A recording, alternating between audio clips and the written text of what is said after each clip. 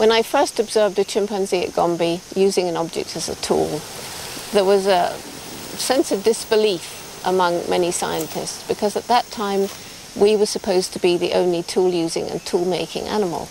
And the chimpanzees not only used little pieces of grass to fish for termites, but would sometimes pick leafy twigs and strip the leaves off, and that's the beginning of tool making.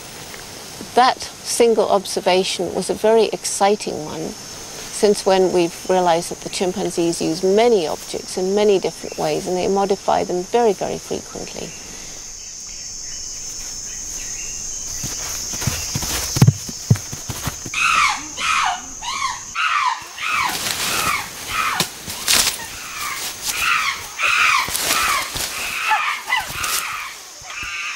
If it's a sign of intelligence to use weapons, male chimps certainly qualify.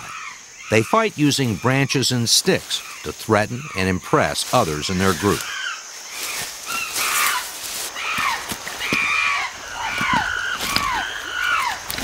Stones are rolled and hurled, branches are broken, thrown, and shaken.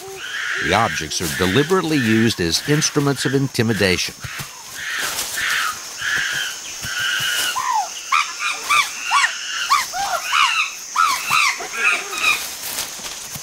Even youngsters get in on the act.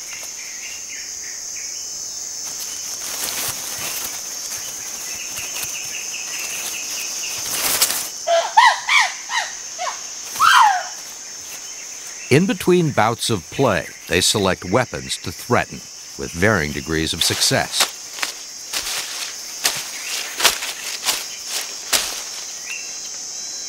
And there are other forms of tool use. Leaves act as swabs for a wound.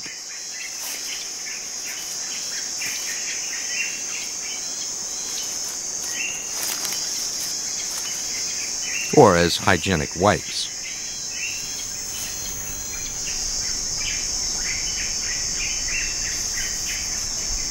Tool use has been found in several groups of wild chimps. That may not surprise us, for they're our closest relatives. But do any other animals have the mental power to use tools? In only the last few years, crows have been discovered using tools here on the remote Pacific island of New Caledonia. There are large, juicy grubs in the rotten log. The problem is how to reach them. The crow searches out and selects the right tool for the job. Not any old twig will do, for the crow has a plan.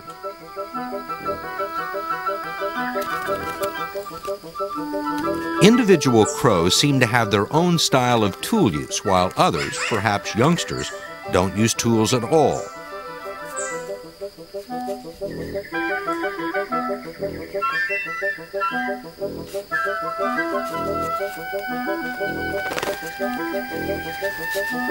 Some crows even redesign the tool for the specific job, shortening and sharpening the twig to gain a better grip.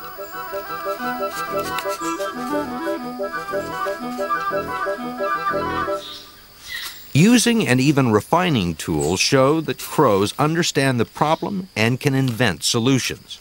But does each individual have to solve the problem anew, or can they also learn from each other?